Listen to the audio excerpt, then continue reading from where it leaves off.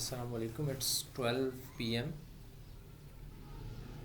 Nobody is joined yet. I'm still waiting.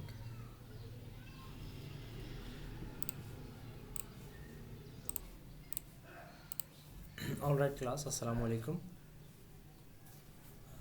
This is the class of discrete structures. I hope everyone can hear me clearly.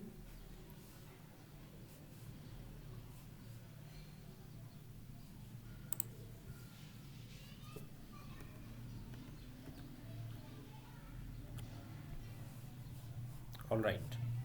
So let's continue where we left off. I hope you can see the screen now.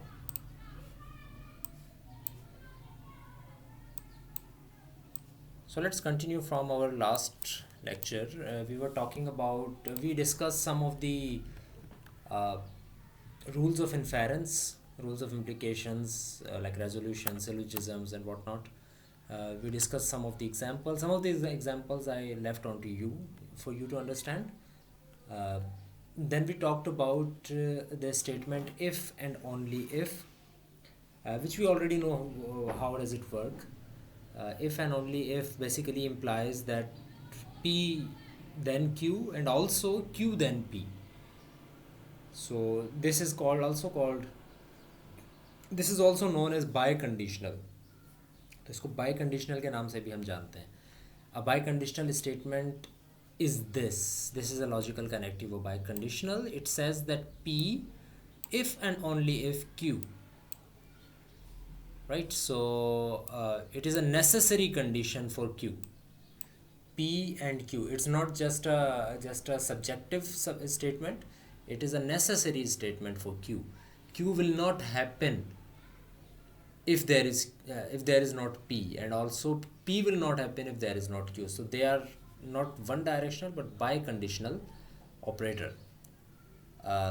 So in short, if I want to elaborate it by using the same things that we have been using, so for example, if I say P then Q, so basically I am saying कि if P is happening then Q is happening. Q can happen otherwise as well, but if P is happening then Q must also happen. But in this case, in biconditional, if P is happening then Q is happening, ये बात तो है ही, but साथ ही साथ ये बात भी है कि if Q is happening that means that P is also happening. यहाँ पर ये बात नहीं है. यहाँ पर ये कि Q can happen without P as well, but हम सिर्फ ये बात कर रहे हैं कि अगर P होगा तो Q होगा. हम ये नहीं कह रहे कि Q P के अलावा कभी भी नहीं हो सकता है, लेकिन P होगा तो Q होगा. लेकिन यहाँ पर हम यही कह रहे हैं कि Q तभी होगा जब P होगा, इसके अलावा Q हो ही नहीं सकता. इसी और ये बाइकंडीशनल है, इस तरह से इसको इस तरह से भी आप डिस्कस कर सकते हैं कि P भी तभी होगा जब Q होगा. क्योंकि हम Q को अगर एक मिनट के लिए सोचें आप और ये देखें, अगर हम ये कह रहे हैं कि Q सिर्फ तभी होगा जब P होगा, तो इसका मतलब है कि P भी सिर्फ तभी होगा जब Q होगा. सो बेसिकली जब इस चीज़ को हम इक्वल कह सकते हैं कि ये चीज़ this thing and this thing, दोनों चीज़ें चलेंगी इसमें. P then Q भी और Q then Q भी, दोनों चीज़ें अगर ट्रू होंगी, P then Q भी ट्रू हो और Q then Q भी ट्रू, Q then P भी ट्रू हो, तो we can say that P if and only if Q. And we can also say it like this, that Q if and only if P, because it is a biconditional operator. इसके एक derivation है छोटी सी, which you can already see that right.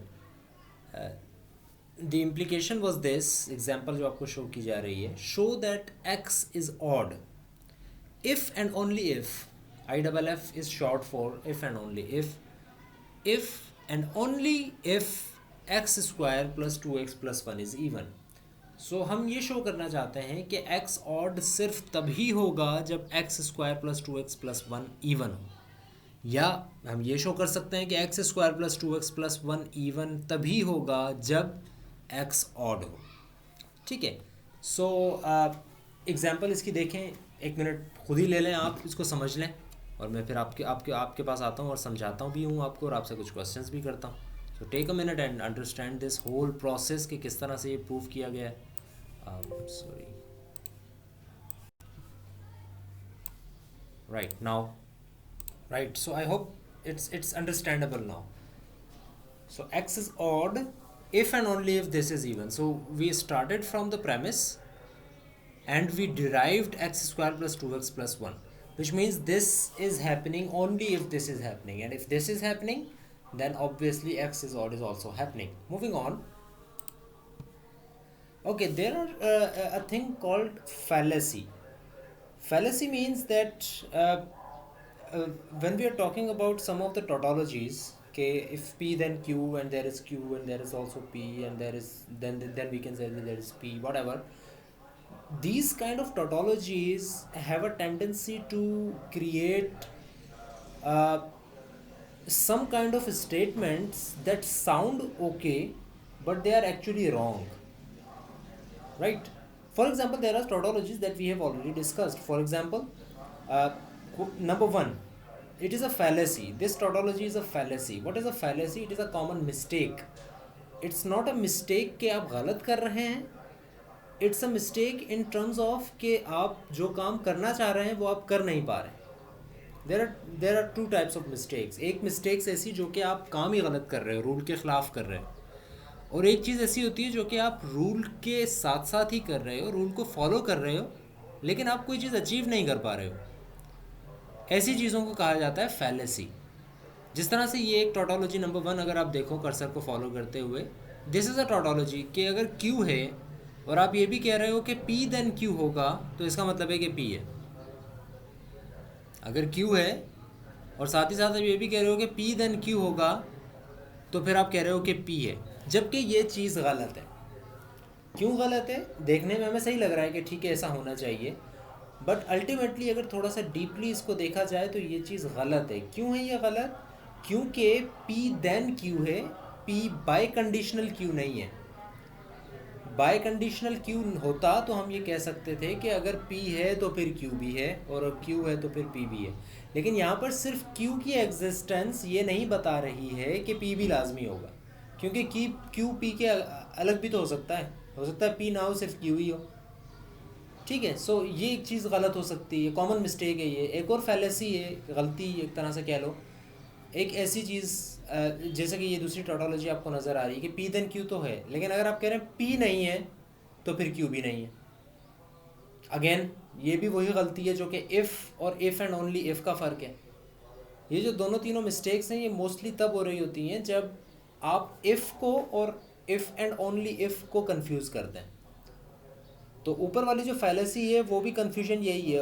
Actually ये ऐसा तब होता जब ये बाय कंडीशनल होता कि Q सिर्फ हो ही तब सकता है जब P हो, तब हम कह सकते हैं कि Q है तो फिर P भी है.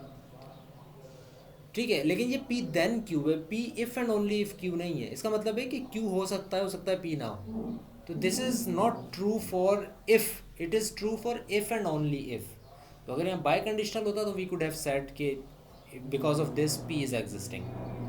सिमिलरली आप हाइपोथेसिस को डिनाई कर रहे होते हैं. कभी कभी आप कहते हैं कि P देन Q होगा, और P नहीं है तो इसका मतलब है Q भी नहीं है. भाई Q नहीं है, P देन Q होना चाहिए. लाजमी नहीं है कि Q की एग्जिस्टेंस तभी होगी जब P होगा. Again the same mistake of if and only if. अगर ये इफ़ एंड ओनली इफ़ होता, Q की एग्जिस्टेंस सिर्फ तभी हो सकती थी जब P हो, तब हम कह सकते थे कि अगर P नहीं है तो फिर Q भी नहीं है. लेकिन Q की एग्जिस्टेंस वैसे भी हो सकती है, P के बगैर भी हो सकती है. लेकिन बस हम यहाँ ये कहना चाह रहे हैं कि P होगा तो Q होगा. P नहीं है तो इसका मतलब ये नहीं कि Q भी नहीं है. ठीक है. थोड़ा सा फॉलो करें इन चीज़ों को. और तीसरी चीज़ है circular reasoning, one of the most common mistakes. कि आप कुछ इस तरह के रीजंस पेश कर रहे होते हैं जो कि आप एक ही सर्कल में घूम रहे होते हैं. आप रीजंस पेश कर रहे हैं, मुख्तलिफ तरह की चीज़ें करते जा रहे हैं, लेकिन एक्चुअली कोई फ़ायदा नहीं हो रहा है आपको वो करने से. आप रूल्स फॉलो कर रहे हैं. This is one of the mistake जो कि मैं आपको बताना चाह रहा था, कि आप रूल्स फॉलो कर रहे हैं, आप सब कुछ सही कर रहे हैं, लेकिन आप एक ही चीज़ को दोबारा काम करते जा रहे हैं. ऐसा ज़्यादातर मैथमेटिक्स में हुआ होगा आप लोगों के साथ, जब आप सिंप्लीफिकेशन, फैक्टराइजेशन, इस तरह के काम कर रहे होते हैं. सो बेसिकली होता क्या है कि आपने कहा कि भाई चलें A² equal to A into A. ठीक है. फिर आप कहते हैं कि अच्छा A इंटू ए का मतलब है A plus A plus A plus A into A. आप इसको मल्टीप्लाई करते जाते हैं, फिर आप उसको बायनोमियल एक्सप्रेशन के थ्रू उसकी समेशन करते हैं. आप ये सारे काम कर लेते हैं, लेकिन फिर भी आपको पता लगता है कि ओके मैं दोबारा A प्लस A² पे आ गया. या ए इंटू ए पे आ गया दोबारा, राइट। सो बहुत सारी ऐसी चीज़ें होती हैं जो कि आप अप्लाई करते रहते हैं, लेकिन आप वहीं पर घूम रहे होते हैं, आपको पता नहीं पड़ पा रहा होता कि एक्चुअली आप किस किस रूल को अप्लाई करें जिससे आप आगे बढ़ सकें। तो ये भी एक कॉमन मिस्टेक होती है कि रीजनिंग आप कर रहे होते हैं लेकिन सर्कुलर रीजनिंग कर रहे होते हैं, एक्चुअल रीजनिंग नहीं कर रहे होते जिसके थ्रू आप जो है वो किसी चीज़ को अचीव कर सकें आगे जाकर। ये चीज़ जो छोटी मोटी चीज़ें इनको कहा जाता है फैलेसीज। अ लिटिल रिमाइंडर, ये कुछ ऐसे टोटोलॉजीज़ हैं जो कि हम ऑलरेडी डिस्कस कर चुके हैं, 1 मिनट इसको देखें और then I will tell you how are these okay and some of these are not okay. So I hope आपको समझ में आ गया होगा कि एक्चुअली टोटोलॉजी क्या है, मॉडस पोनेंस और modus tollens. That is P then Q तो है दोनों में, लेकिन पी के होने से आप कह सकते हैं कि क्यू होगा, क्यू के होने से आप पी नहीं कह सकते, विच इज़ अ फैलेसी, ये गलत है, ठीक है। इसी तरह माइनस अगर क्यू नहीं है तो हम ये कह सकते हैं कि पी भी नहीं है इन दिस सिचुएशन, लेकिन ये नहीं कह सकते कि पी नहीं है तो फिर क्यू भी नहीं है। These are some of the common mistakes जो कि मॉडस पोनेंस और मॉडस टॉलेंस के साथ की जाती हैं अक्सर, जिसकी वजह से a equal to b 2 equal to 1 create हो जाता है। ये भी जाके स्टडी कीजिएगा अपने तौर पर कि क्यों आखिर इस प्रूफ के थ्रू, ये प्रूफ अगर आप देखें तो सब चीज़ें सही हो रही हैं। a इक्वल टू बी अगर है फॉर एग्जांपल तो a square equal to a b भी होगा, फिर उसके बाद कुछ एडिशंस हो रही हैं, मल्टीप्लिकेशंस हो रही हैं, कॉमन ले रहा है और एंड में आके क्या रिजल्ट निकल रहा है, a 2 इक्वल टू 1, जबकि 2 इक्वल टू 1 तो नहीं होता सही। तो क्यों आखिर इसके साथ क्या गलती है वो भी आप ज़रा देखिएगा कि इसमें भी कौन सी फैलेसीज क्रिएट हो रही हैं जिसकी वजह से ये गलत एक चीज़ प्रूफ हो रही है। Now we are moving towards proofs, the methods of proofs, किस किस तरीके से हम चीज़ों को प्रूव कर सकते हैं। एक तो यूनिवर्सल क्वांटिफायर्स को यूज़ करते हुए कर सकते हैं हम प्रूफ, और दूसरा एग्जिस्टेंशियल क्वांटिफायर्स को यूज़ करते हुए। यूनिवर्सल क्वांटिफायर को यूज़ करते हुए अगर हम किसी चीज़ को प्रूव कर रहे हों तो उसके दो तरीके हैं, एक है इंस्टेंशिएशन और एक है जनरलाइजेशन। यूनिवर्सल इंस्टेंशिएशन का मतलब ये है given the premise that for all x P of x is true. अगर हम ये कहते हैं कि for all x P of x is true, और अगर हम साथ साथ ये भी कहते हैं कि सी एक यूनिवर्स ऑफ डिस्कोर्स में चीज़ है, यानी कि C is a valid statement for x, for P of x. Repeating again, अगर हम ये कहते हैं for all x P of x is true और सी उसी यूनिवर्स ऑफ डिस्कोर्स के सेट में है, तो इसका मतलब यही हुआ कि पी ऑफ सी भी सही होगा, क्योंकि सी यूनिवर्स ऑफ डिस्कोर्स में है, यूनिवर्स ऑफ डिस्कोर्स में से सारी चीज़ें ट्रू होती हैं। तो for all x P of x अगर ट्रू है तो फिर सी अगर यूनिवर्स ऑफ डिस्कोर्स में है तो पी ऑफ सी भी ट्रू है। ये कहना ऐसा ही है कि अगर आप ये कह रहे हैं कि सारे नेचुरल नंबर्स, फॉर एग्जांपल सारे नेचुरल नंबर 1 से डिविजिबल होते हैं, तो आप किसी एक नेचुरल नंबर को उठाएंगे तो वो भी 1 से डिविजिबल होगा। अगर मैं ये कहता हूँ कि सारे नेचुरल नंबर्स 1 से डिविजिबल होते हैं और मैं आपको कहूँ कि भाई ये 3 एक नेचुरल नंबर है, तो फिर आप कॉन्फिडेंस से कह सकते हैं कि फिर प्रूव कर सकते हैं कि ये 3 भी जो है 1 से डिविजिबल है। ये है यूनिवर्सल इंस्टेंशिएशन। फिर है यूनिवर्सल जनरलाइजेशन, जो कि यही काम करना है लेकिन एक मुख्तलिफ एंगल से करना है, एंड दैट इज़ कि आप यहाँ पर कोई भी एक यूनिवर्स ऑफ डिस्कोर्स में से एक रैंडम वैल्यू उठाएं, आर्बिट्रेरी का वर्ड यूज़ किया गया, कोई भी एक रैंडम वैल्यू उठाएं और उसको देखें क्या वो ट्रू हो रही है या नहीं। अगर वो ट्रू हो रही है तो इसका मतलब है कि सब ट्रू हो रही है, ठीक है। अगर आप ये प्रूव करना चाहते हैं कि for all x P of x is true, तो आप कोई सी उठाएं यूनिवर्स ऑफ डिस्कोर्स में से, और अगर उसके लिए वो पी ऑफ एक्स ट्रू है तो आप कह सकते हैं कि ये सब फॉर ऑल एक्स जो है वो पी ऑफ एक्स ट्रू है, ठीक है। इसकी कोई निगेशन नहीं कर सकता। कैसे कह सकते हैं कि for all x P of x true नहीं है, क्योंकि मैंने कोई एक वैल्यू उठाई थी वो हो गई ना ट्रू, तो ये सब भी ट्रू हैं। सिमिलरली एग्जिस्टेंशियल इनिशिएशन और एग्जिस्टेंशियल जनरलाइजेशन है। यहाँ पर फ़र्क सिर्फ इतना है कि सारे नेचुरल नंबर्स की बात नहीं कर रहे हैं, हम कुछ की बात कर रहे हैं। So given the premise that for some x P of x is true, we simply give it a name c and conclude that P of c holds. अगर हम ये कहते हैं कि for some x P of x is true, तो इसका मतलब है कि कोई एक वैल्यू सी होगी जिसके लिए पी ऑफ सी ट्रू होगा, कोई एक वैल्यू होगी। और इसी की अगर हम एग्जिस्टेंशियल की तरफ, जनरलाइजेशन की तरफ आते हैं, तो वी आर बेसिकली सेइंग कि पी ऑफ सी ट्रू है एक स्पेसिफिक सी के लिए, इसलिए मैं ये कह सकता हूँ कि for some x P of x is true. Last चीज़ की मैं बात कर रहा हूँ, इन दोनों की ऐसे एग्जांपल समझ लें कि for example there is a box और उसके अंदर बहुत सारी बॉल्स हैं, रेड बॉल्स हैं, ब्लू बॉल्स हैं, ग्रीन बॉल्स हैं, मुख्तलिफ कलर की बॉल्स हैं। और मैं अगर ये कहता हूँ कि there for some balls there is a red ball, यानी कि कोई एक्स ऐसा है जो कि रेड है, ठीक है। तो इसको प्रूव करने का क्या तरीका है? एक तरीका तो एग्जिस्टेंशियल इनिशिएशन का है, वो ये है कि मैं कहता हूँ कि मैं एक बॉल निकालता हूँ और मैं कहता हूँ कि देखें ये रेड है ना, इसलिए पी ऑफ एक्स सारे के सारे रेड हैं। इसी तरह अगर मैं यहाँ पर करता हूँ तो जनरलाइज कर रहा हूँ, यानी कि मैं एक स्पेसिफिक बॉल उठाता हूँ रेड कलर की और मैं वही रेड बॉल उठाकर दिखाता हूँ और कहता हूँ कि this is because this is red, then I can say कि there are some balls in this box that are red. ठीक है, यहाँ पर सिर्फ मैं ये कह रहा हूँ कि अगर आप ये कहते हो कि there are some red balls, तो obviously there is at least one ball that is red. और अगर आप यहाँ पर बॉल निकाल कर दिखाते हो और कहते हो कि because this is a red ball, then I can prove that for some x P of x is true, there is a red ball. ठीक है, so this is one way of proving your statement. There are some examples that you can see in your own time. Then there are these types of proofs, and all of these types of proofs are relying on the same rules of inferences that we have discussed in past few weeks. Trivial proofs, these are ways to prove something. You can use trivial proofs, vacuous proofs, direct proofs, contrapositive proofs, contradiction proofs, cases proofs, and all of these. So let's see one by one what these actually mean. For example, trivial proof.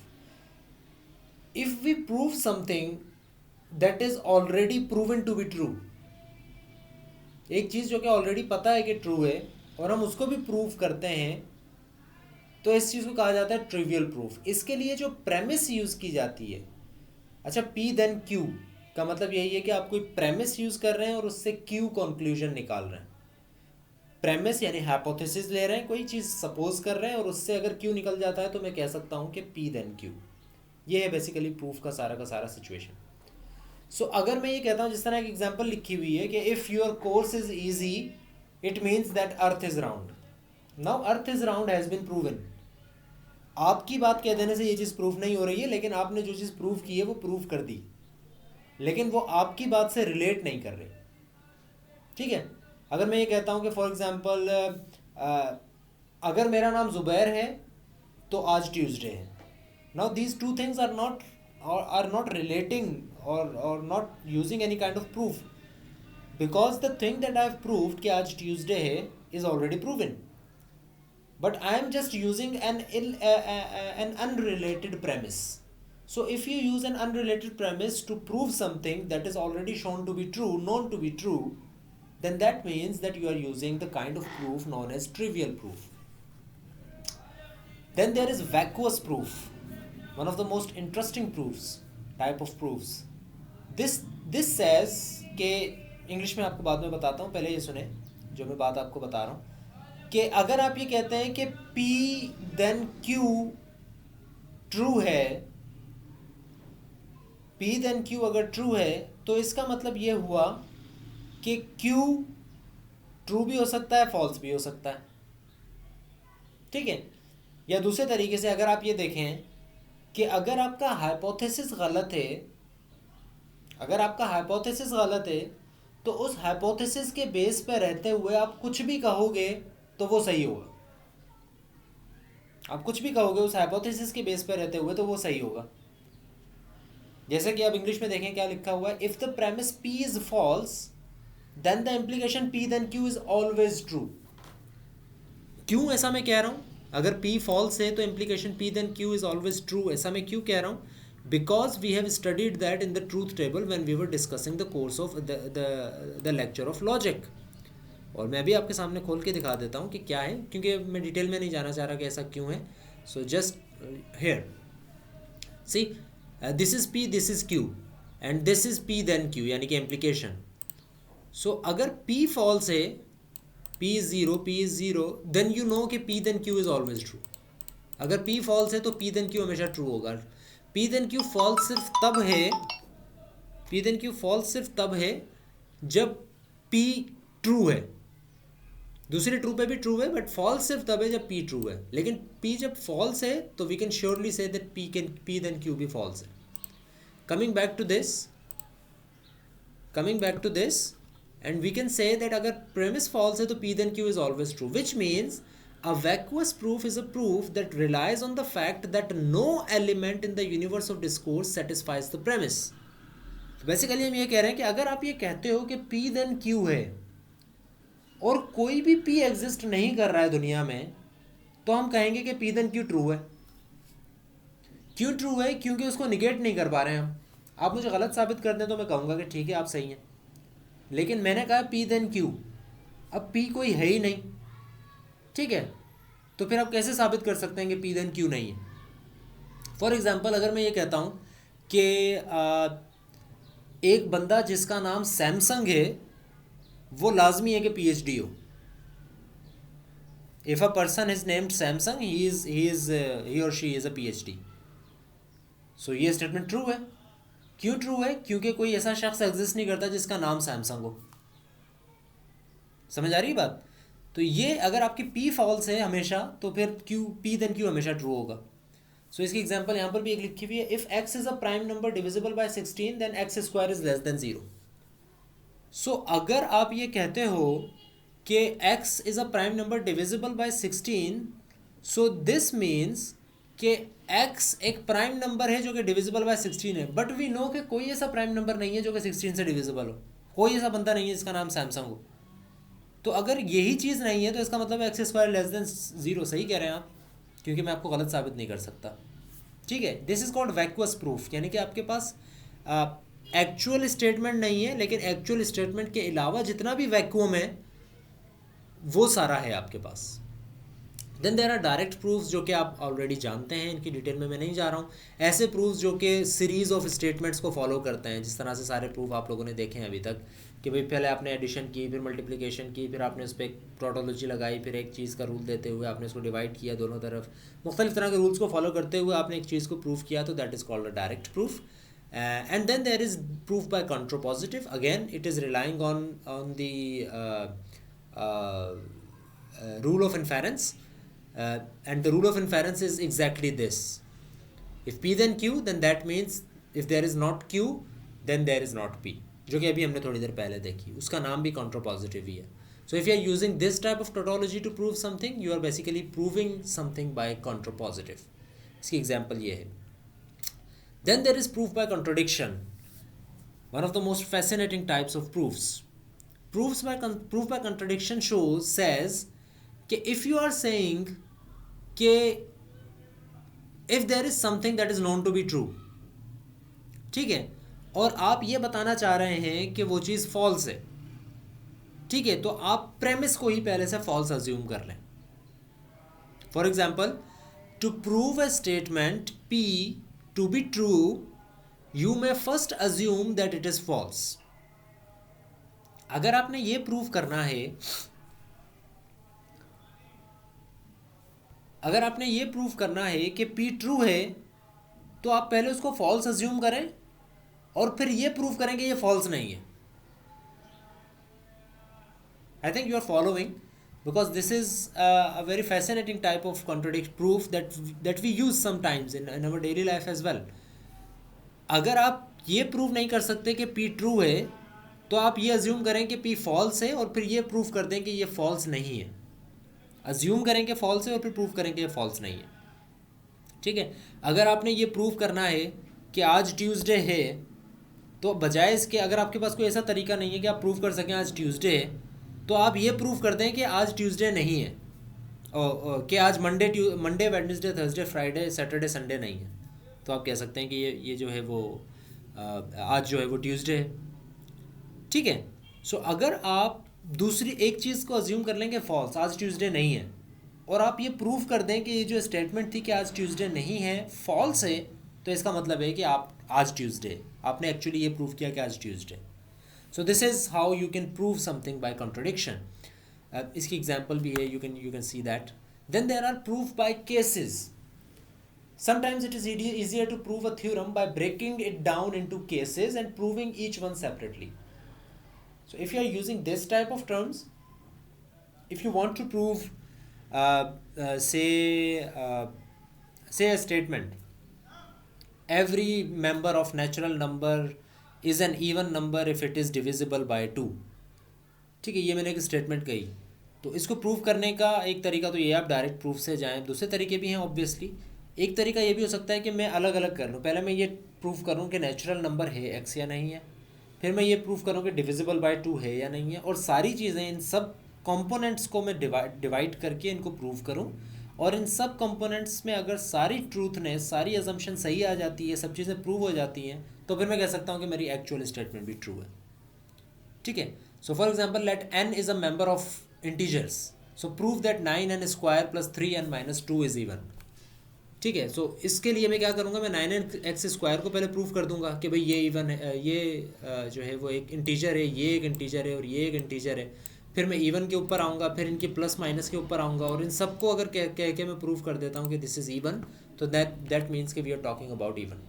या similarly अगर इसको आप factorise कर देते हैं और कहते हैं कि भाई because this is equal to 3n plus 2 and 3n minus 1, तो अगर मैं ये प्रूव कर दूँ कि this is integer and this is integer, तो obviously every one is going to be integer. अभी तक हमने ये जो आपको थोड़ी सी हाईलाइट कम हुई भी नज़र आ रही हैं चीज़ें, ये प्रूफ्स हम देख चुके हैं. अब हम आते हैं 3 और तरह के प्रूफ्स के ऊपर, that is proofs of equivalence and then proofs, existence proofs and then uniqueness proofs. These are very easy to understand in my opinion. Proof by equivalence क्या कह रहा है, if you are asked to show an equivalence, अगर आपको ये कहा जाता है कि P if and only if Q, अच्छा इसको इक्विवेलेंस भी कहा जाता है, इफ़ एंड ओनली इफ़ को. जिस तरह से एंड को कंजंक्शन कहा जाता है और इफ़ देन को इम्प्लीकेशन कहा जाता है, इन्फेरेंस कहा जाता है, इसी तरह से बाई कंडीशनल को इक्विवेलेंस कहा जाता है. Because we are actually saying कि अगर P है तो Q है, और Q है तो ही P है. तो दोनों एक ही वक्त में हो सकते हैं, और अगर एक नहीं है तो दूसरा भी नहीं है, चाहे वो P हो या Q हो. तो इसका मतलब है कि दोनों का होना बराबर है. तो P इक्वल्स टू Q कहते हैं हम इसको. So if you are asked to show an equivalence, अगर आपको ये कहा जाता है कि शो करें या प्रूव करें कि P if and only if Q है, you must show an implication in both direction. तो आप क्या करेंगे, आप ये कहेंगे कि this is, you can show P then Q भी हो और Q देन P भी हो. तो आप कह सकते हैं कि P if and only if Q है, जो कि अभी हमने थोड़ी देर पहले नोटपैड भी अभी लिख के देखा. आई थिंक मेरे पास अगर ओपन है तो मैं अभी खोल लेता हूँ. We were discussing exactly this. ठीक है. अगर आप ये प्रूव करना चाहते हैं कि P by conditional Q true है, तो आप बेसिकली ये दोनों चीज़ें अगर प्रूव कर देंगे तो इसका मतलब है you proved it by equivalence. So आपने चूँकि कहा था कि because this is equal to that, so we can prove it by cases. Then there is existence proof. Existence proof is the kind of proof जिसके लिए आपको कोई mathematical reasoning या इस तरह की चीज़ों की ज़रूरत नहीं पड़ती. You have an exact concrete example of that thing. Exact concrete example of that thing. For example, prove that I have a phone. Prove that I have a mobile. Prove that I have a smartphone. So how can you prove it? There are other reasons as well कि भाई क्योंकि आपने call की थी और आप उस वक्त बाहर थे, और बाहर कोई आजकल लैंडलाइन नहीं होती या नहीं होता, इस तरह कुछ भी आप कह सकते हैं. तो कहते हैं कि भाई आपके पास मोबाइल फ़ोन है. लेकिन एग्जिस्टेंस प्रूफ भी तो है. एग्जिस्टेंस प्रूफ क्या है कि आप दिखाएं, आप मेरी पॉकेट से निकाल के दिखाएं कि देखें ये मोबाइल फ़ोन है, ये आपका मोबाइल है. This is existing thing. So here we can see that here I have proved that you are actually an owner of a mobile phone. So a constructive existence proof भी होता है और एक non constructive existence proof भी होता है. A constructive existence proof asserts a theorem by proving a specific concrete example of a statement. Like I said, such a proof only proves a statement of the form for some x p of x for some predicate. It does not prove the statement for all. ठीक है. सो यहाँ पर एक situation इस तरह की आती है, जिस तरह अभी मैंने स्मार्टफोन की एग्जांपल ली ना, तो इसमें आप ये कह सकते हैं कि ये देखें आपके पास मोबाइल फ़ोन है, इसका मतलब है कि आपके पास mobile phone.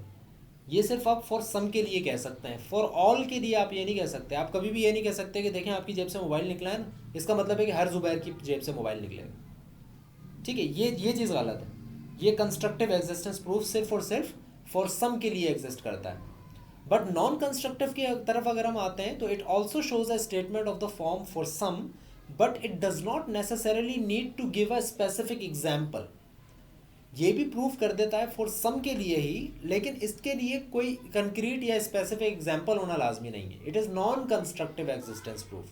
Such a proof usually proceeds with contradiction.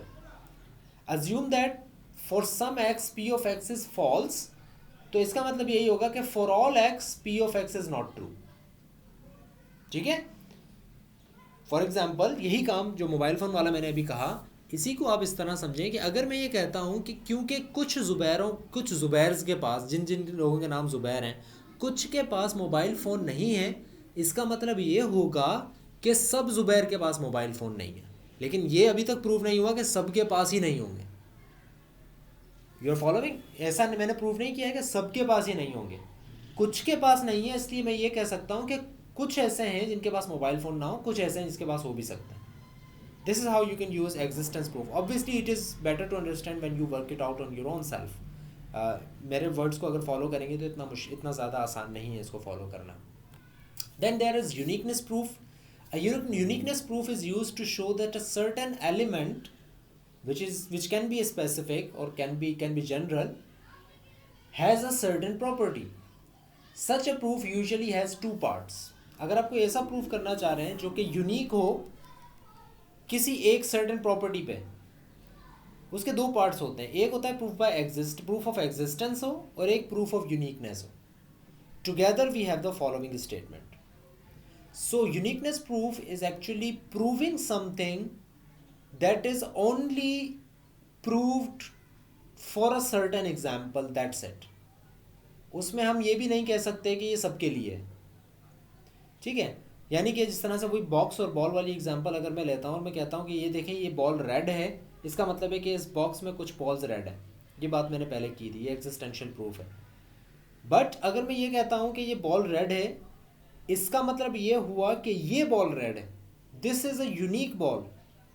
ये सिर्फ इसके लिए मैं प्रूव कर रहा हूँ. मैं ये नहीं कह रहा हूँ कि इसके अंदर और भी बॉल्स हैं जो कि रेड हों, या हो भी सकती हैं या नहीं भी हो सकती. मैं सिर्फ इस एक बॉल के लिए, इस एक एग्जिस्टेंस के लिए प्रूव कर रहा हूँ. सो this is unique.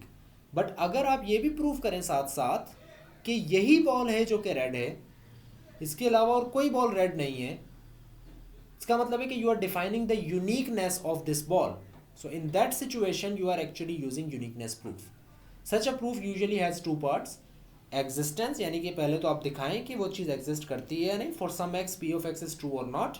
And then there is proof of uniqueness that if x is not equal to y, अगर कोई दूसरी चीज़ आप ले आते हैं जो कि x नहीं है, तो फिर उसके लिए p of y true नहीं होगा. p of x true है some x के लिए, लेकिन अगर आप कोई ऐसा x लाते हैं जो कि y है, जो कि x नहीं है, तो फिर p of y भी ट्रू नहीं होगा. ये सिर्फ x के लिए ट्रू है, उस एक यूनिकनेस के लिए ट्रू है. तो together we have the following statement. For some x p of x is true, and for all y if x is not equal to y, p of y is false. Then there can be counter examples of some things. Sometimes you are asked to sometimes we need to disprove something rather than proving something. So आप उसके लिए counter examples use कर सकते हैं. I'm just moving forward now because we are at the end of this lecture. इसकी कुछ example हैं, आप खुद देखेंगे. A word of caution भी ज़रा सुन लें. No matter how many examples you give, you can never prove a theorem by giving examples unless the universe of discourse is finite. Why? Which is in called an exhaustive proof. अगर कोई चीज़ आप चाहे कितनी ही example दे देंगे, देखें ये 2 भी तो इवन है, 4 भी तो इवन है, 8 भी तो इवन है, 16 भी तो इवन है. अगर ये सेट इनफाइनाइट है तो फिर आप जितने भी एग्जाम्पल्स दे दें उससे कोई फ़र्क नहीं पड़ेगा. तो इट्स बेसिकली लाइक कि आप कोई काम बार बार करते जा रहे हो, वो काम कभी ख़त्म नहीं होना. तो इस चीज़ से बचना है. तो काउंटर एग्जाम्पल्स आप इस्तेमाल कर सकते हैं. Counter examples can only be use to disprove universally quantified statement. Counter example आप सिर्फ तभी देंगे कि ऐसी एग्जाम्पल जो कि चीज़ को डिसप्रूव कर रही हो, वो सिर्फ आप तभी देंगे जब most of the population of your set is known to be true. आप कहते हैं कि भाई इवन नंबर में सारे नेचुरल नंबर्स होते हैं, लेकिन अगर कुछ नहीं है तो फिर आप उन कुछ के लिए एग्जाम्पल दें. आप ये प्रूव ना करें कि सारे नेचुरल नंबर्स हैं, आप ये प्रूव कर दें कि कुछ नहीं है. Do not give a proof by simply giving an example. So these are some of the proof strategies. This is the last slide of this lecture. I am giving you this slide to understand and then we will take for example, let's take a break of 10 to 15 minutes, and then we will start the next lecture of sets. Next lecture हम start करेंगे 10 से 15 मिनट में, but this slide you have to understand on yourself. I'm letting the screen be shared with you. You can study this, and after 10 to 15 minutes we will start with our next lecture. You don't need to leave the class. Stay in the class. Let's start after 10 to 15 minutes. All right. I'm back. Hopefully you are too. So let's start with the next lecture, which is a very interesting and easy one, which you already know about, that is sets. We are going to start studying sets, and almost 90 to 100% maybe of the things that we are going to discuss in this lecture you already know. So कुछ चीज़ों पे हम detail में जाएंगे, कुछ पे नहीं. अगर आपको लगता है कि ये चीज़ आपने पहले से सही नहीं पढ़ी हुई तो फिर आप उस पर मुझसे पूछ सकते हैं कि ठीक है सर ये थोड़ा सा क्लियर कर दें, ये हमें नहीं पता. अदरवाइज़ आपको सब पता होगा, और नहीं तो मैं थोड़ा बहुत बता दूंगा, डिटेल में नहीं जाऊँगा. सो सेट्स होते क्या हैं, इसकी आउटलाइन आपके सामने है.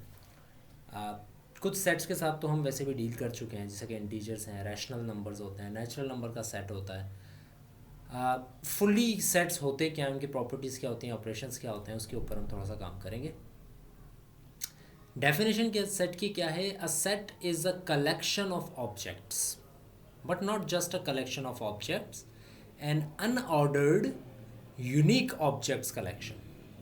ऐसे कलेक्शन ऑब्जेक्ट्स की जो कि अनऑर्डर्ड होंगे, यानी कि ऑर्डर का उसमें ख्याल नहीं किया जाएगा कि 1 पहले रखा जाएगा तो 2 बाद में रखा जाएगा, तो इसका मतलब है कि 1 2 इज़ ए सेट और 2 1 कोई सेट नहीं है. ऐसा नहीं है, ऑर्डर नहीं होता उसमें, ऑर्डर का ख्याल नहीं रखा जाता मेंबर्स में. और यूनिक होते हैं ऑब्जेक्ट सारे के सारे.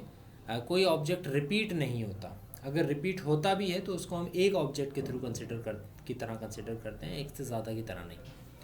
Sets are fundamental discrete structures, and for the basis of more complex discrete structures like graphs की तरफ हम जब जाएंगे तो सेट्स का हमें काफ़ी ख्याल रखना पड़ेगा.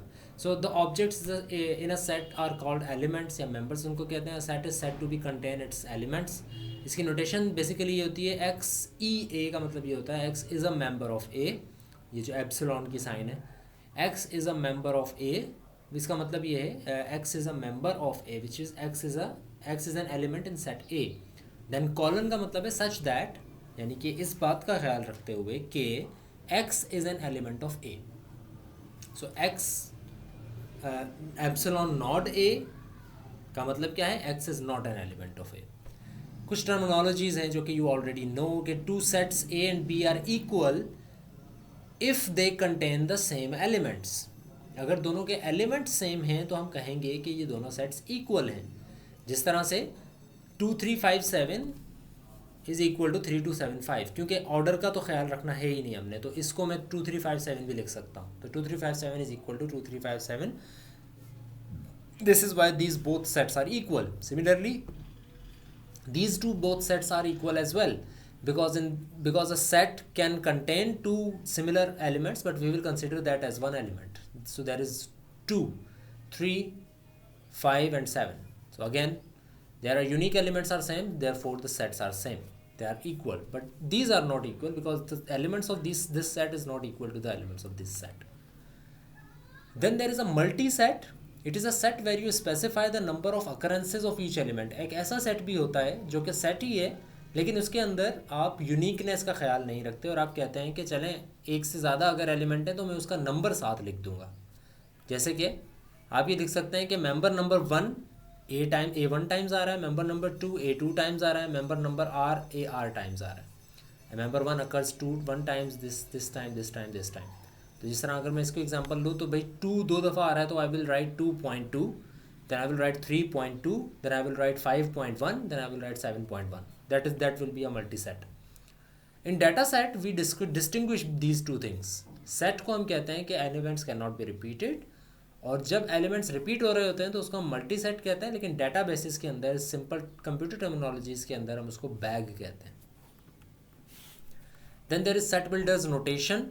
आप किसी सेट को डिफाइन कर सकते हैं सेट बिल्डर नोटेशन के अंदर भी। उसके अंदर क्या लिखा जाता है कि you first of all you tell कि भाई x is a member of O equal to x.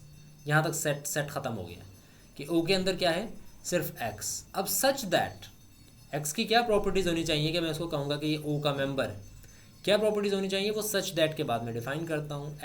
X ओ के अंदर एक्स है such that x is a member of integer होना चाहिए एंड एक्स 2 से पूरा पूरा मल्टीप्लाई होना चाहिए किसी इंटीजर के लिए फॉर सम के that is a member of integer. यानी कि this is the definition of the set.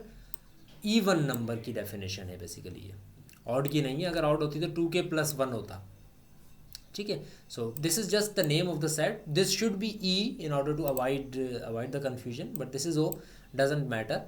So O is the set that contains all x such that x is an integer and x is even, because this whole thing is the definition of even. A set is defined in intension.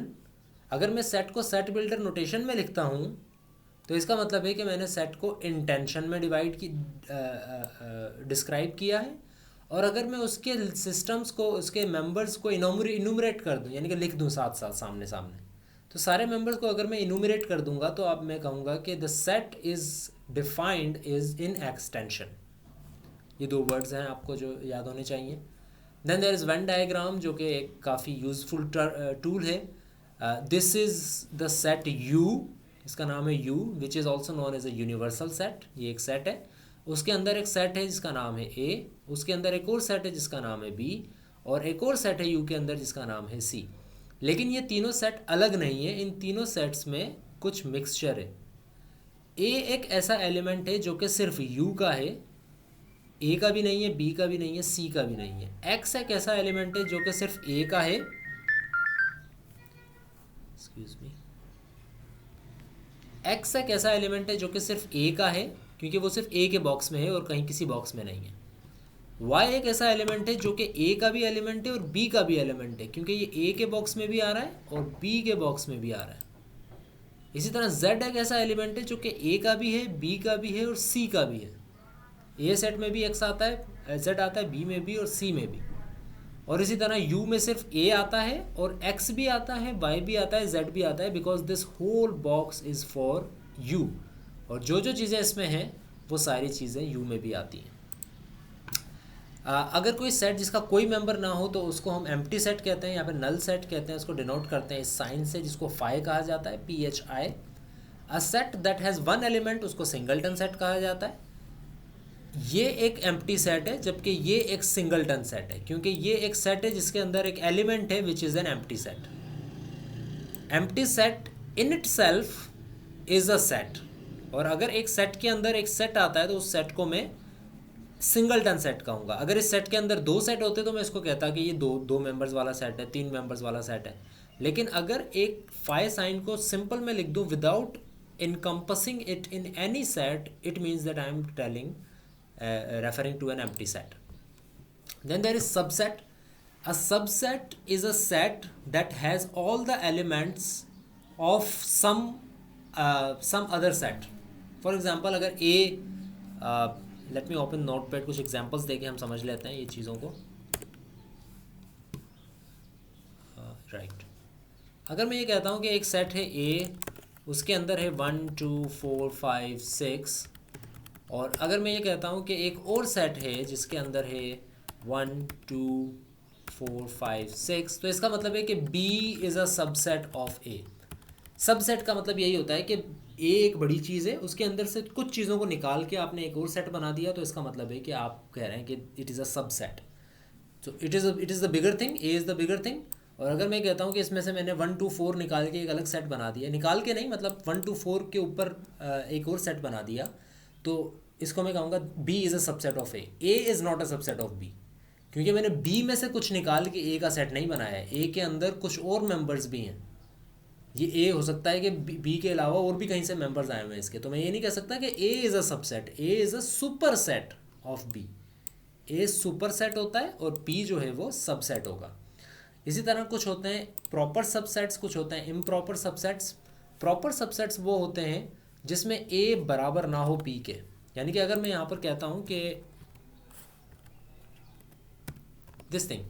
So B is a subset of A, yes, because B A के कुछ members के ऊपर बन रहा है. अब ए में उसके अलावा और कुछ नहीं बच रहे, इससे कोई फ़र्क नहीं पड़ता. लेकिन ए के मेंबर्स के ऊपर एक और सेट बना दिया आपने, ए के मेंबर पर मुश्तमिल एक और सेट बना दिया आपने, तो आप कहेंगे कि चलें B is a subset of A. But आप इसको प्रॉपर सबसेट तब कहेंगे जब ए के अंदर कुछ आपने छोड़ा हो, बराबर ना हो ए और बी. अगर कुछ छोड़ दिया आपने ए के अंदर तो फिर हम कहेंगे now B is a proper subset of A.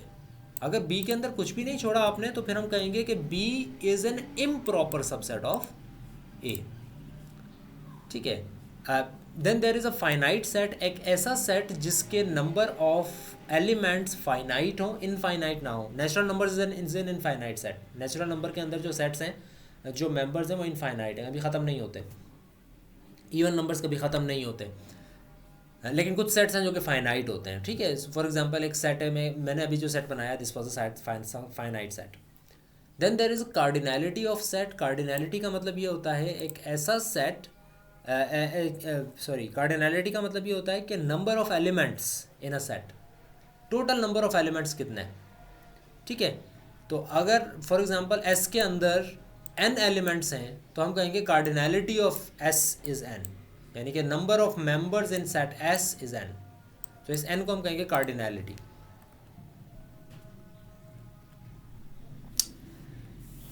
Okay. So you may be asked to show that a set is a subset, या प्रॉपर सबसेट, या इक्वल टू अनदर सेट, जिसको हम इम्प्रॉपर सबसेट भी कहते हैं. To prove that A is a subset of B, use the equivalence discussed earlier. A is a subset of B only if for all x, x is a member of A, and that implies that x is a member of B. हम ऐसे set को, अगर हम ये कहेंगे कि A is a subset of B अगर A के अंदर भी वही एलिमेंट हैं जो कि B के अंदर है. ठीक है. अब यहाँ पर भी देखें, सटल चीज़ एक ये है कि इम्प्लीकेशन यूज़ हुई है, x is member of A पहले लिखा गया है और x is a member of B बाद में लिखा गया है. यानी कि अगर x A में है तब हम कह सकते हैं कि x B में है. हम ये नहीं कह सकते कि x B में है तो वो A में होगा. अगर ऐसा होता तो फिर हम कहते हैं कि B is a subset of A.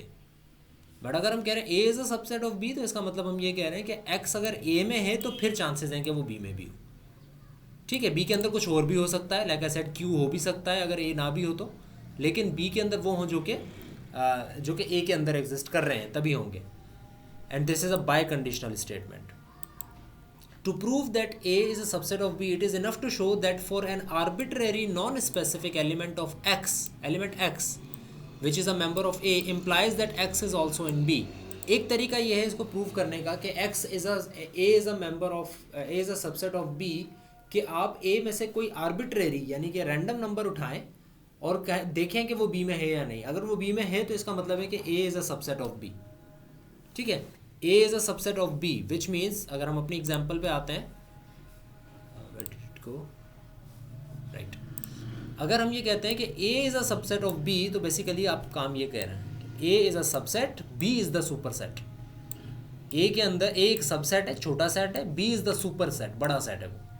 A के कुछ एलिमेंट्स में से आप B के कुछ एलिमेंट्स में आपने A बनाया है. तो अगर मैं ये कहता हूँ कि to prove that A is a subset of B, तो it is enough to show कि मैं आर्बिट्रेरी A में से कोई मेंबर उठाऊँ 2 और अगर देखूँ कि वो B में है तो इसका मतलब है कि A is a subset of B. एक तरीका ये है इसको प्रूव करने का. कोई भी आप प्रूफ का मेथड इसमें यूज़ कर सकते हैं. To prove that A is a proper subset of B, अगर प्रॉपर सबसेट करना है तो आपको कोई एक नंबर ऐसा उठाना पड़ेगा जो कि B के अंदर ना हो. A is a subset of B पहले प्रूफ करें कि सबसेट है या नहीं. कैसे प्रूफ करेंगे हम कि भाई मैं 2 को उठाता हूँ आर्बिट्रेरी, जैसे ऊपर मैंने प्रूफ किया ना A is a subset of B, तो मैं 1 को उठाता हूँ और कहता हूँ चूँकि ये B में इसलिए A is a subset of B. लेकिन मैं प्रॉपर तब कहूँगा जब फॉर सम x कोई ऐसा मेंबर हो B का जो कि A में ना हो. तो अगर B में कोई एक भी ऐसा मेंबर बचता है जो कि A में ना हो तब मैं कह सकता हूँ कि now it is a proper subset. वही चीज़ जो कि अभी मैं कह रहा था, just the notation I am using is now discrete. Now how can we prove the equivalence of a set? To show that two sets are equal, it is sufficient to show independency. It is much like biconditional. अगर आप ये सोचना चाहते हैं कि दो sets equal हैं तो आप ये शो करें कि क्या A B के इक्वल है और B A के इक्वल है. अगर ये दोनों इक्वल हैं तो इसका मतलब है कि A B के इक्वल है. या सिमिलरली अगर आप ये शो कर देते हैं कि ए बी का सबसेट है और बी ए का सबसेट है, this sign is for proper subset, यानी कि इसके अलावा भी कुछ बचेगा। अगर ए बी का सबसेट है और बी ए का सबसेट है तो हम कह सकते हैं कि दोनों इक्वल हैं। फॉर एग्जांपल हम अपने एग्जांपल पे आते हैं, क्या हम इनको इक्वल कह सकते हैं? कह देते हैं हम, अगर ए सबसेट होता बी का और बी सबसेट होता ए का, तो क्या ए सबसेट है बी का? यस या नो में जवाब दें। क्या ए बी का सबसेट है हमारे एग्जांपल में?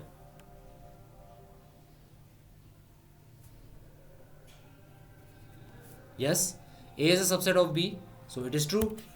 साथ ही साथ क्या बी सबसेट है ए का?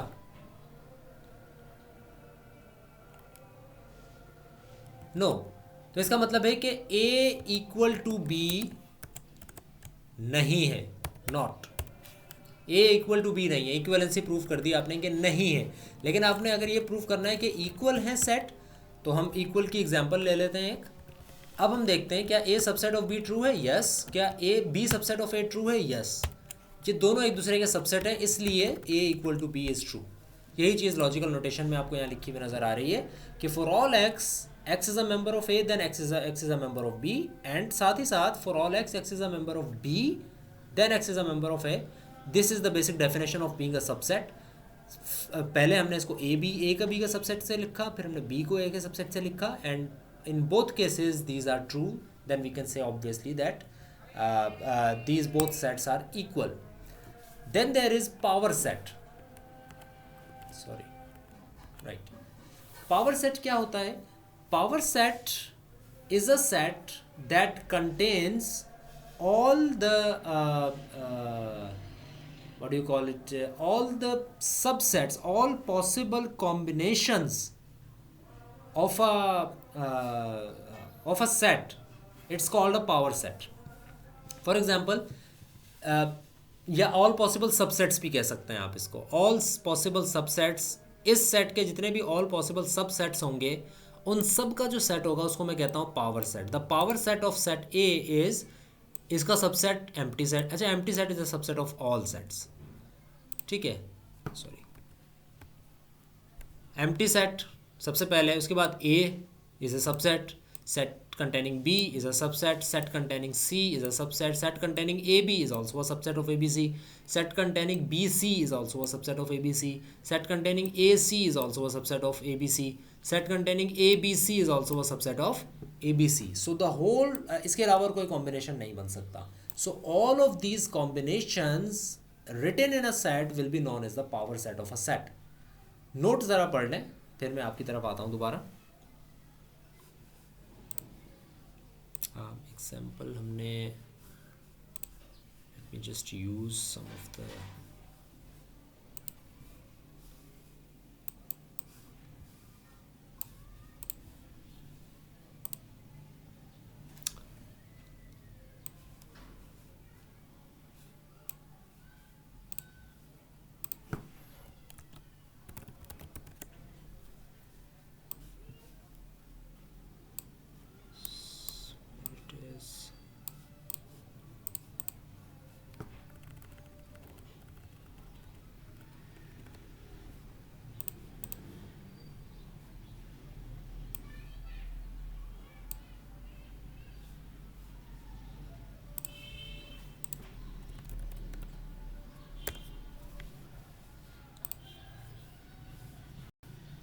okay, sorry,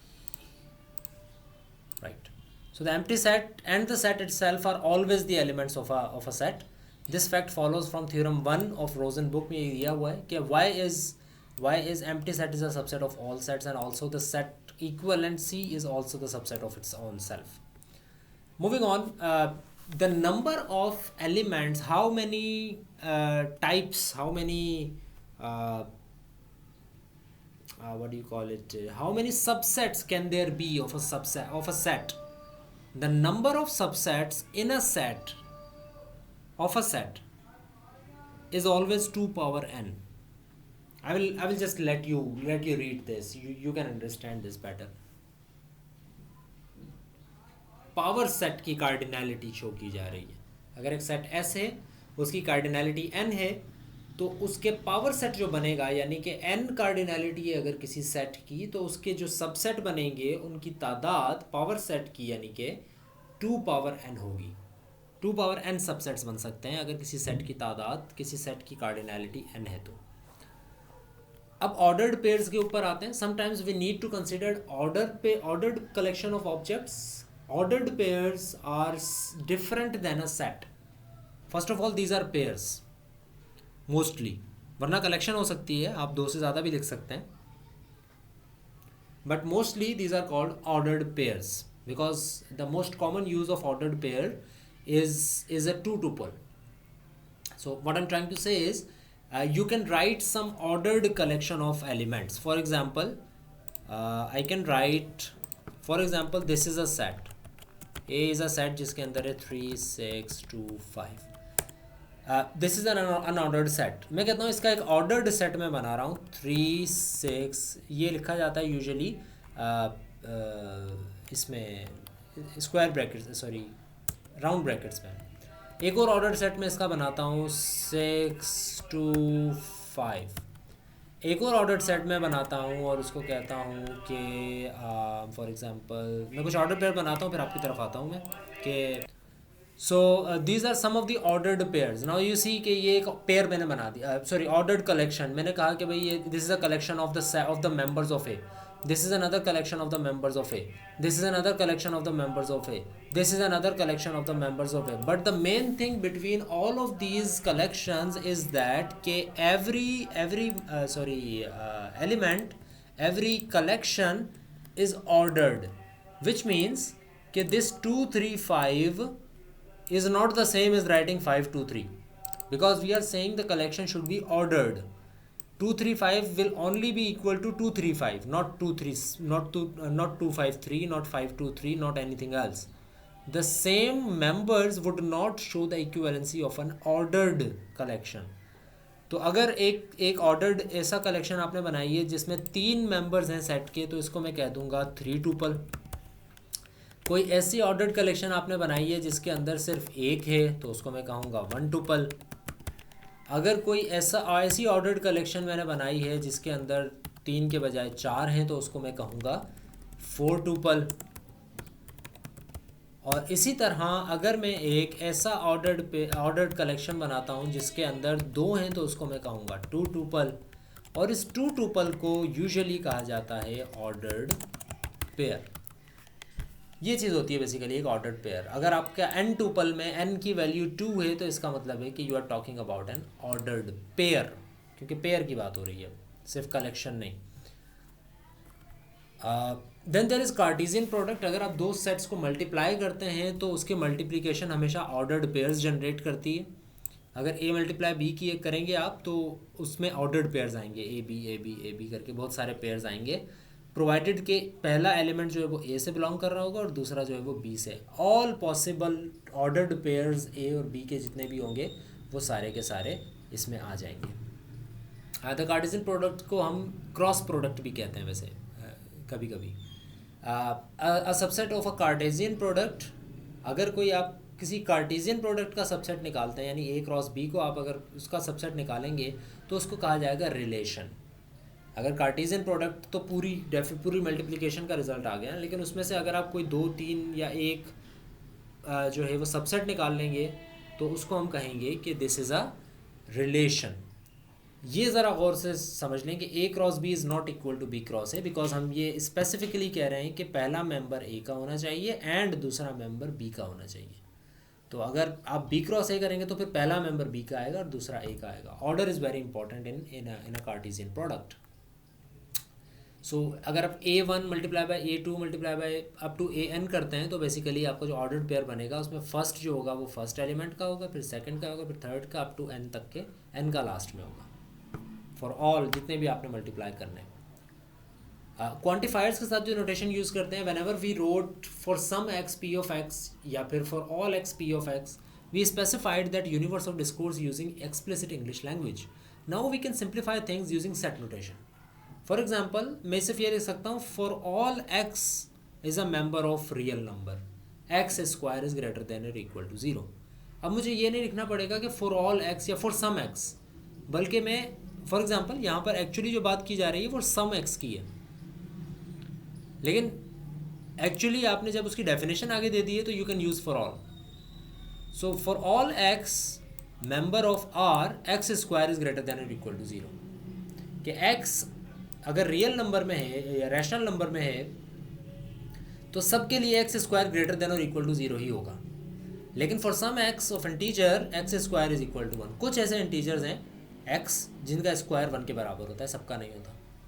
so also mixing quantifiers भी हम कर सकते हैं. For all A B C member of R there are some x that are member of C such that A x square plus B x plus C equals to 0.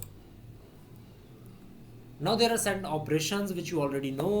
There are union, intersection, set difference, set complements, generalized union, generalized intersection. This is union. Union आप कैसे करते हैं?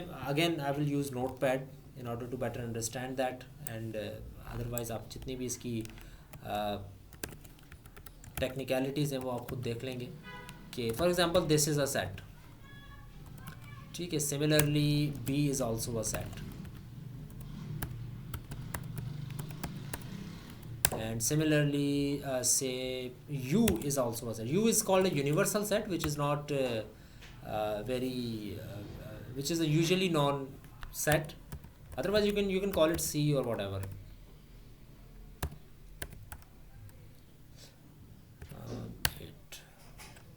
Usually in a universal set all of the sets that you are discussing has the members of all the set that you are discussing lie in the universal set. Because you have seen in the event diagram कि जितने भी set के member A के हों या B के हों वो यू के बॉक्स के अंदर ही लिखते हैं. So I will see to it के सारे मेंबर्स जो हैं वो आ जाएं. कोई मिस हो जाए तो मुझे बताइएगा. 3, 5, 2, 9, 8 सब आई थिंक आ रहे हैं.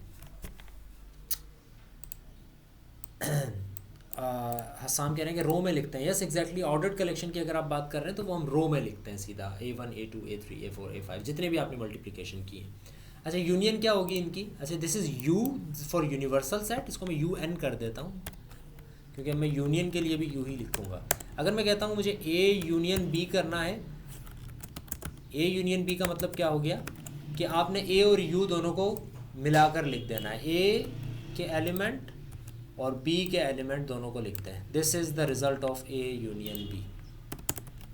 This is the result of A union B. But again because A union B is a set operation, it yields a set, so it is better to not write the repeating elements which for example 3 अगर पहले लिख दिया है तो obviously आपको दोबारा लिखने की ज़रूरत नहीं है क्योंकि यूनिक में सेट में एलिमेंट्स यूनिक होते हैं. सिमिलरली 5 दोबारा लिखने की ज़रूरत नहीं है. 3, 5, 2, 4, 9, 8 and that's it. This is your A union B. Then if you talk about intersection. अच्छा यूनियन देखें. यूनियन ये होता है जो रेड बॉक्स आ रहा है. ए के भी एलिमेंट्स बी के भी एलिमेंट्स. इंटरसेक्शन की अगर हम बात करें तो सिर्फ सेम एलिमेंट्स हम लिखते हैं. यानी कि ए इंटरसेक्शन बी अगर मैं लिखूँगा तो ए इंटरसेक्शन बी का मतलब ये ए और बी में से दोनों सेम एलिमेंट्स. 3, 5. अच्छा यहाँ पे मैंने 5 दो दफ़ा लिख दिया विच इज़ नॉट नेसेसरी. 3, 5 बस ये दो एलिमेंट्स हैं जो कि ए में भी हैं और बी में भी हैं. इसका मतलब है A intersection B set will contain 3, 5. Similarly set difference. Set difference is a very important to understand. अगर मैं कहता हूँ ए माइनस बी, डिफरेंस का मतलब होता है माइनस करना. अगर मैं कहता हूँ ए माइनस बी इसका मतलब है कि मैं सेट ए लिखूँगा. Understand this very carefully. और इसमें से बी माइनस कर दूंगा कि बी के क्या क्या एलिमेंट्स हैं इसमें. 5, 3 है ना, माइनस कर दो दोनों को. 2 बी में है नहीं है ना तो माइनस नहीं होगा, ये पड़ा रहेगा. इसी तरह अगर मैं कहता हूँ बी माइनस ए तो इसमें भी मैं यही काम करूँगा कि b माइनस है विच मीन्स कि आप निकालेंगे b में से, डिफरेंस b में से निकालेंगे तो b आप लिख देंगे. अब इसमें जो a का बचेगा वो आप 3, 5, 2 निकाल दें. यानी 3, 5 में निकाल दूंगा तो 4, 9, 8 बचेगा. This is your b minus है. This is how you calculate difference. Then complement is always used when you are talking about universal sets. तो a कॉम्प्लीमेंट अगर मैं लेता हूँ, a कॉम्प्लीमेंट को मैं माइनस a लिख देता हूँ यहाँ पे. वैसे ए के ऊपर बार आती है, ये इसका बेसिकली शो करने का मकसद है. तो ए कॉम्प्लीमेंट या ए के ऊपर आप सी लिख दें छोटा सा, मैं बराबर में ही लिख रहा हूँ. ए कॉम्प्लीमेंट का मतलब ये होता है कि आप यूनिवर्सल में से ए को माइनस कर दें. तो यूनिवर्सल में से जब मैं ए को माइनस करूँगा तो उसी तरह जिस तरह मैंने ए में से बी माइनस किया, यूनिवर्सल में से जब मैं ए माइनस करूँगा तो मैं पहले यूनिवर्सल पूरा लिख दूँगा और उसमें से ए को माइनस कर दूँगा, यानी 3 को हटा दूँगा 5 को हटा दूंगा और 2 को हटा दूंगा, तो this is your A complement. इसी तरह बी कॉम्प्लीमेंट भी आप निकाल सकते हैं। अच्छा, कॉम्प्लीमेंट जो होते हैं वो एब्सोल्यूट और रिलेटिव होते हैं, दो तरह के कॉम्प्लीमेंट होते हैं। सॉरी,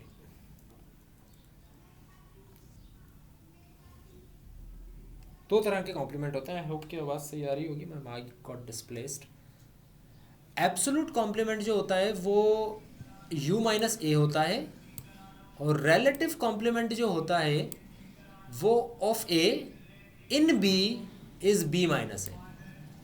तो रिलेटिव कॉम्प्लीमेंट जो होता है उसमें आप इन बी का वर्ड यूज़ करते हैं, जबकि एब्सोल्यूट कॉम्प्लीमेंट अगर मैं सिर्फ कहूँ ए कॉम्प्लीमेंट निकालना है तो उसका मतलब है आप कह रहे हैं कि यू माइनस ए करें। अगर मैं कहता हूँ रिलेटिव कॉम्प्लीमेंट निकालें तो फिर मैं दूसरी चीज़ भी बता दूंगा कि आप ए कॉम्प्लीमेंट निकालें रिलेटिव टू बी। तो बेसिकली रिलेटिव की अगर हम बात कर रहे हैं तो बेसिकली अगर मैं कहता हूँ ए कॉम्प्लीमेंट निकालें रिलेटिव टू बी, तो इसका मतलब है I am talking about B minus A. This is the A complement relative to B.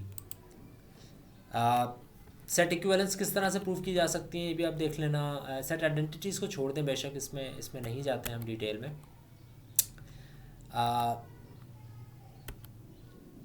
अच्छा, कुछ रूल्स हैं, ये भी आप लोग देख लीजिएगा। जिस तरह से भाई शो दैट ए, अगर ए सेट ये है, बी ये है, सी ये है, तो हम कैसे प्रूव कर सकते हैं कि A intersection B is C, ठीक है, is equal to C, yes. सो हम कुछ चीज़ों को लेते हुए इस चीज़ को प्रूव कर सकते हैं। इसी तरह एक alternative proof is to use membership tables. आप मेंबरशिप टेबल्स भी बना सकते हैं, where an entry is 1 if a chosen but fixed element is in the set, 0 otherwise. सो अगर मैं ये शो करना चाहूँ कि A intersection B intersection C whole complement, पहले आप ये सारा निकालें और फिर इसका कॉम्प्लीमेंट लें, is equal to A complement union B complement union C complement. आपको अगर ये शो करना है तो you can use this type of table, यानी कि आप एग्जैक्टली लिख दें कि भाई ए बी सी ये 3 सेट्स हैं मेरे पास, और इसके अंदर ए ज़ीरो है, बी ज़ीरो है, सी ज़ीरो। ज़ीरो का मतलब क्या है और 1 का मतलब क्या है यहाँ पे लिखा हुआ है। अगर कोई चूजन एलिमेंट सेट में है तो 1 लिखें, वरना 0 लिखें। यानी ए के कुछ एलिमेंट आपने देखे और आपने कहा कि भाई एक सर्टेन एलिमेंट है, कोई एक एलिमेंट है, फॉर एग्जांपल 5 3 6 9 व्हाटएवर। अगर ये एलिमेंट ए में है तो 0 लिख दें, वरना ए में नहीं है तो 0 लिखें, वरना 1 लिखें। इसी तरह ये एलिमेंट 0 है इसमें तो लिखते हैं, वरना नहीं। ये आपके पास सारे सेट बन जाएंगे। फिर आप जब इंटरसेक्शन निकालेंगे तो आपको अंदाज़ा हो जाएगा कि A intersection B intersection C के अंदर ये नहीं आएगा, क्योंकि ये 0 0 0 ए बी सी तीनों में नहीं है। इसी तरह यहाँ पर भी नहीं आएगा क्योंकि ये 1 में है, 2 में नहीं है। यहाँ पर भी नहीं आएगा, ये एलिमेंट भी नहीं आएगा क्योंकि ये 1 में है, 2 में नहीं है। ये भी नहीं आएगा क्योंकि ये 2 में है, 1 में नहीं है, क्योंकि इंटरसेक्शन का मतलब है तीनों में होना चाहिए। ये भी नहीं आएगा क्योंकि ये 2 में नहीं है, 1 में है। ये भी नहीं आएगा। ये एलिमेंट आएगा, यहाँ पर जो भी एलिमेंट है वो आएगा क्योंकि ये तीनों में है। सो A intersection B intersection C में ये आएगा। फिर हम कहते हैं कि A intersection B intersection C का जब हम होल कॉम्प्लीमेंट लेंगे ऑब्वियसली, तो ये चीज़ जो इसमें थी वो नहीं रहेगी, बाकी सारी चीज़ें आ जाएंगी।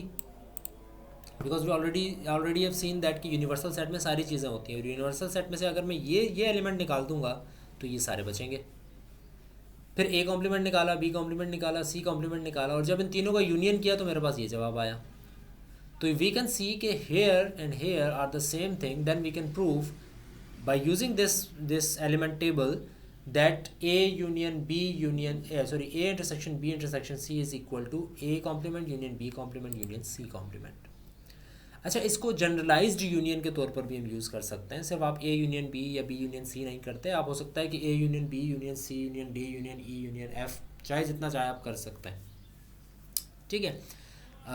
There are couple of question, मैं उनको थोड़ा एड्रेस कर लूँ। 98 क्यों लिखा है आपने, कहाँ पर 98 लिखा है? अच्छा हाँ, राइट। यूनिवर्सल सेट के अंदर अपने कुछ एलिमेंट्स भी हो सकते हैं। यूनिवर्सल सेट का लाजमी नहीं है कि सिर्फ वही एलिमेंट होंगे जो कि बाकी सेट्स में, उसके अलावा भी कुछ सेट्स में हो सकते हैं। जैसे कि Venn diagram is a perfect tool for that to understand कि ये देखें ए सेट है, यूनिवर्सल का मतलब ये नहीं कि ए के सारे एलिमेंट यू में होंगे। ए के एलिमेंट होने के साथ साथ कुछ और एलिमेंट्स भी होंगे जो कि यू में होंगे, जो कि ए में नहीं है। सिमिलरली यहाँ देखें ए और बी के एलिमेंट्स हैं, वो यू में हैं, लेकिन यू के अपने भी कुछ एलिमेंट्स हैं जो कि यहाँ आ रहे हैं, ठीक है। सो यू के अंदर कुछ अपने एलिमेंट्स भी हो सकते हैं। अच्छा, collection union of a collection of sets can be written like this. आप सबके यूनियन ले सकते हैं। इसको शो इस तरह से किया जा सकता है कि lower limit is i equal to 1 and upper limit can be anything and you can unionize all of these sets. Similarly intersection के लिए भी आप यही काम कर सकते हैं. There really aren't ways to represent infinite sets by a computer, since a computer has a finite amount of memory. A computer also cannot represent an infinite number of sets, infinite sets members. Okay, Rizwan Wasir कुछ कह रहे हैं कि 2 3 4 5 8 9 union तो ऐसे लिखा जाएगा ना. यस, ऐसे ही लिखा है मैंने. अच्छा, no, because A union B is also generating a set, तो सेट की by definition there is no need to follow the order. It is an unordered collection, so it's not necessary कि मैं इसको 2 3 4 5 9 8 9 ही लिखूँ. ठीक है, all right. So if we assume that the universal set U is finite, then we can easily and effectively represent sets by bit vectors. अगर मैं ये assume कर लूँ कि U finite है, तो फिर तो मैं इसको कंप्यूटर में इम्प्लीमेंट कर सकता हूँ बिट को यूज़ करते हुए, लेकिन इनफाइनाइट को मैं यूज़ नहीं कर सकता. Specifically we force an ordering on the objects.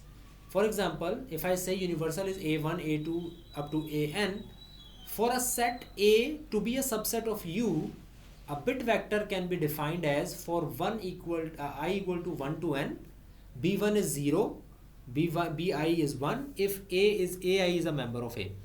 What this definition is trying to say is that कि universal set के अगर मैं order को follow कर लूँ तो it is better, it will be easier to implement it in a computer, because a computer uses orders, computer uses bits. So if I से कि कोई चीज़ सेकंड बिट में पड़ी हुई है, तो इट डजेंट मीन कि मैं हर दफ़ा पूरी ही बिट्स जो है वो ढूंढना शुरू कर दूँ. सो सेट्स को अगर मैं इम्प्लीमेंट करना चाहता हूँ कंप्यूटर्स में, तो इट्स बेटर कि मैं ऑर्डर को भी फॉलो करूँ ताकि मुझे ढूंढना आसान हो चीज़ों को, जिस तरह से आप आमतौर पर एरेज में करते हो. So computer representation of sets let U equal to this, A equal to this, a bit vector representing this 1 1 0 0 0 0 1 1. This can be easily understood because now you are following the order. ठीक है, so I'm just moving forward and let U equal to this set and A equal to this set, B is equal. What is the bit vector representation of B? We can say that कि क्या bit vector की representation होगी. And in order to better understand the bit vector terminology, we will have to go back and use this table.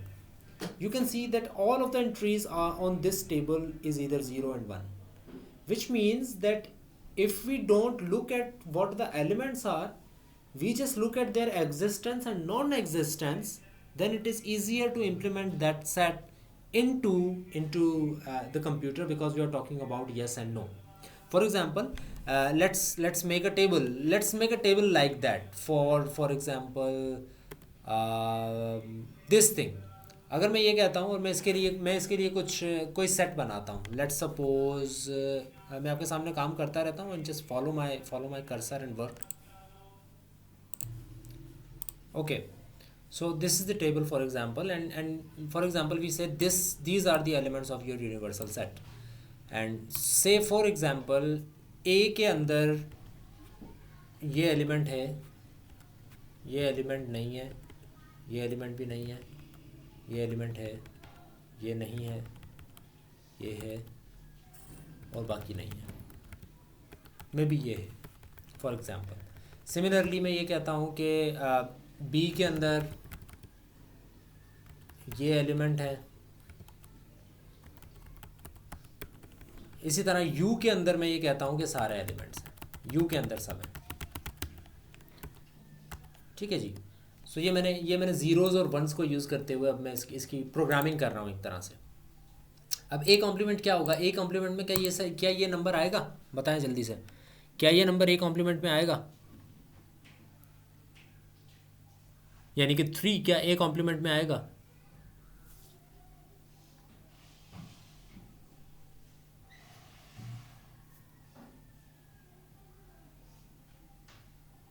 Yes no, wow, line से जवाब आ रहे हैं. 0 1 0 1 0 1, yes no.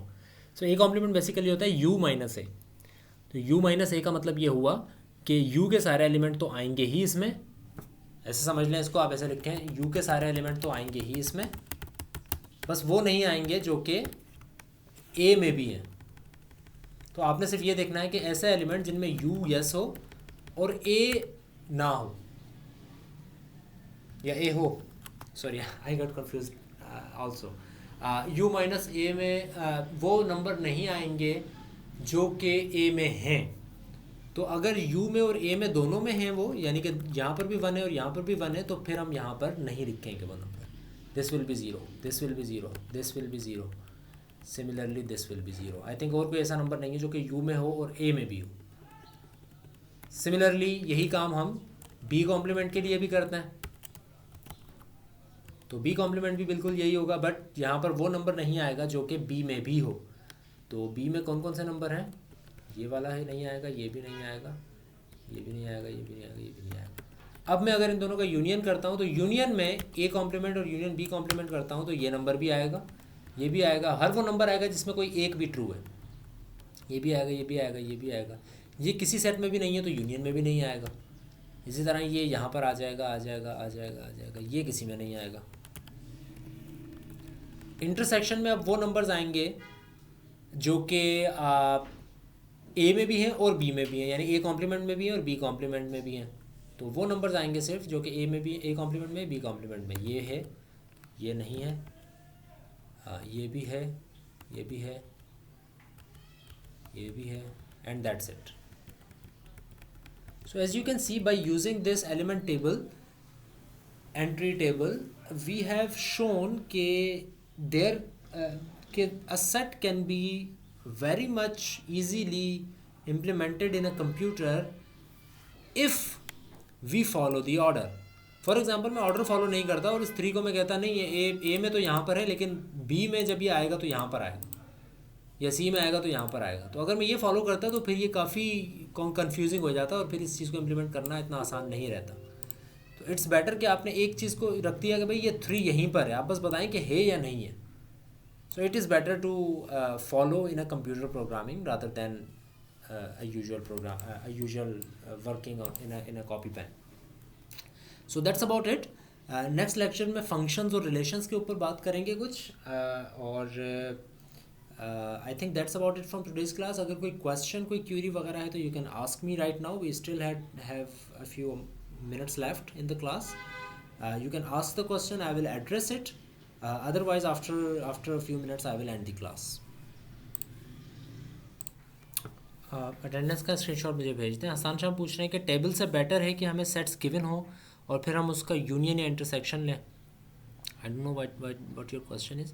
हाँ, for you it's better, as a human being we can see things and हम उस पर काम कर सकते हैं, but in order to implement that in a code for the computer to understand, the better way is to use the table, because computer cannot see the actual numbers. तो उसमें अगर आपको मेमोरी भी फिर ज़्यादा लेनी पड़ेगी उसकी, और फिर आपको हर एक 3 को आपने सर्च करना है, you can just see and find 3, but in computer you will have to search the whole array in order to find 3, बेशक वो तीसरे नंबर पे ही क्यों ना हो। तो ये थोड़ा सा फ़र्क आ जाता है। मिड नहीं होंगे वासिफ, मिड्स नहीं होंगे, एंड हमारी जो असाइनमेंट्स और क्विज़ेज़ हैं उन्हीं की बेस पे हम आपके ग्रेड्स को डिसाइड करेंगे। फाइनल एग्ज़ाम होगा, फाइनल एग्ज़ाम भी एक असाइनमेंट के तौर पर ही होगा, जिसको टेक होम एग्ज़ाम कह रहे हैं, whatever, it will be a bigger assignment with a shorter amount of time.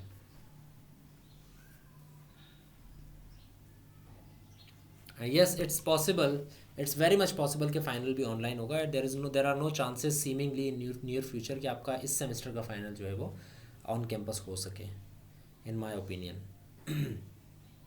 So that's about it from today's class. Thank you very much and see you tomorrow इंशाल्लाह in the class of software engineering.